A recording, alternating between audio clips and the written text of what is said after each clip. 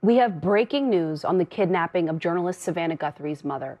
The Today Show host released a new video on Instagram just moments ago, as today marks 2 weeks since her mother, Nancy, was abducted. Here's what she said. I wanted to come on, and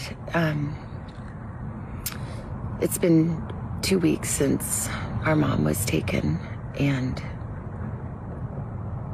I just wanted to come on and say that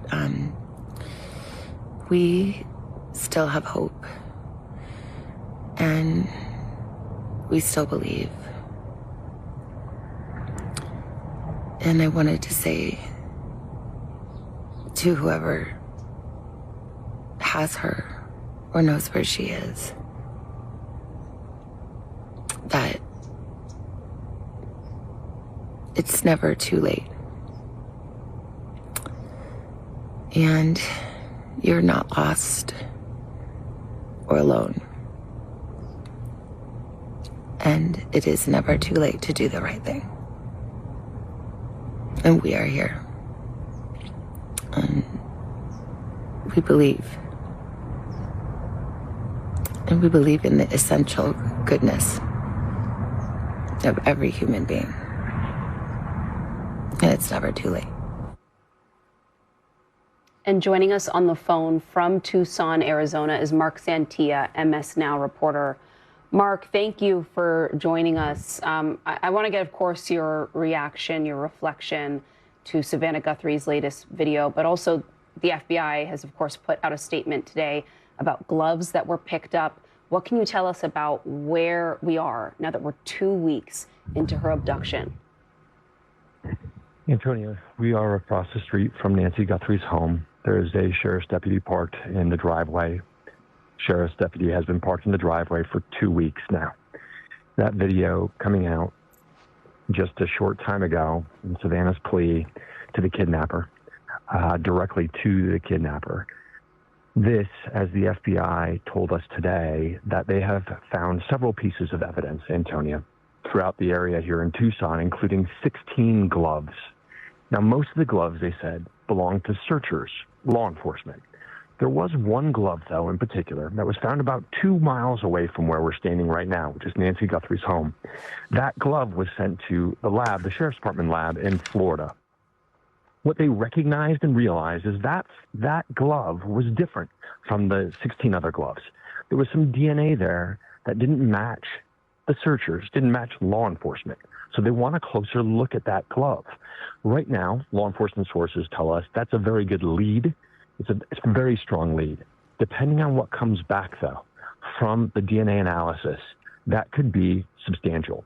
What they're looking for, according to law enforcement sources, is they're going to look for any forensics, any DNA possibly from Nancy Guthrie on that glove, or any forensics, anything found from her home that could tie that glove to her home from 2 weeks ago. We're also told that glove the appearance of that glove, Antonia, is very close, very similar to that surveillance video. The suspect who is on Nancy Guthrie's front porch.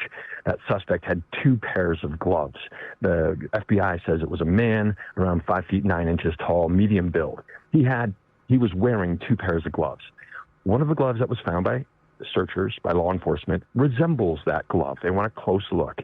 And again, they said the DNA, it raised a flag. It didn't match to some of the searchers. They want a closer look.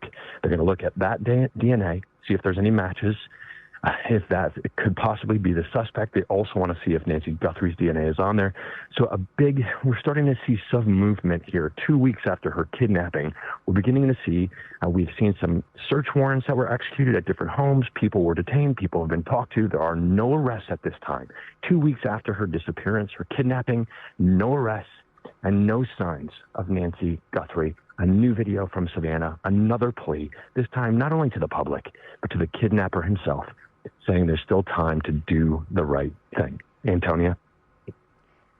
Mark, I'm wondering if you can give us a sense of what the environment is like in the neighborhood where you are right now. You said you're across the street?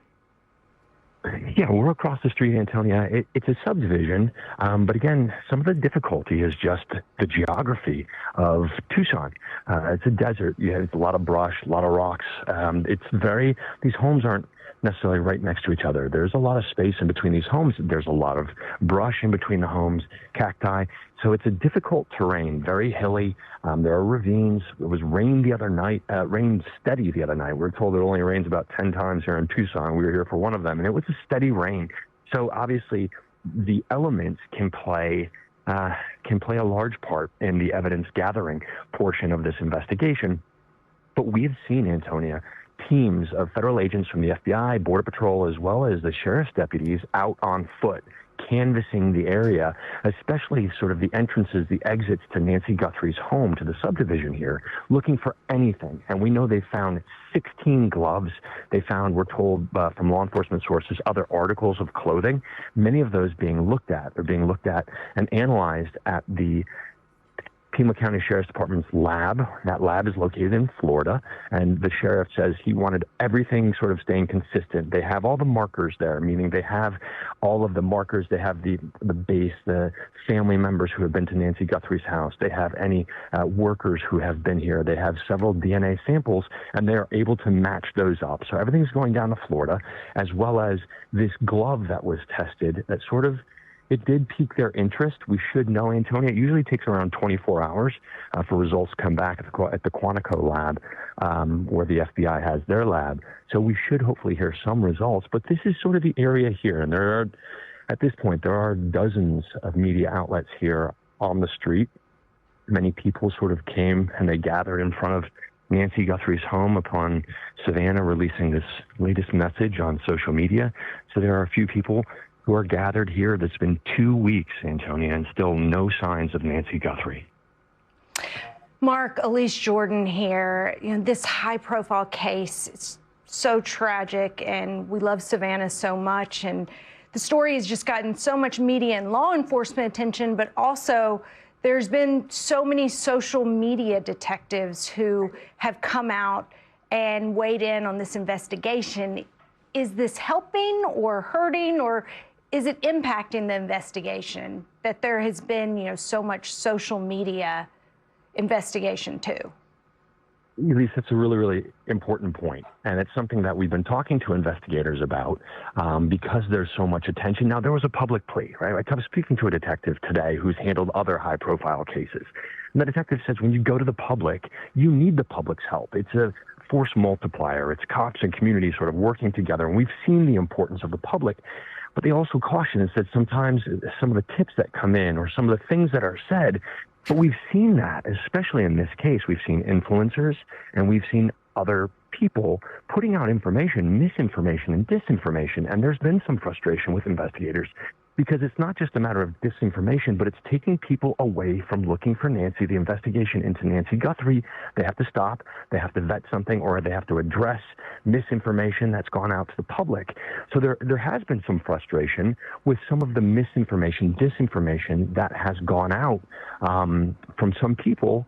Because, again, investigators have to stop down what they're doing. They have to work either with their public information officer or they're fielding questions as opposed to focusing and working on the case. So it's a very good point you raise. Having so many influencers and sort of some outlets running with some information before it's vetted has taken away focus. We know that there are dozens of detectives working on this, dozens of federal agents.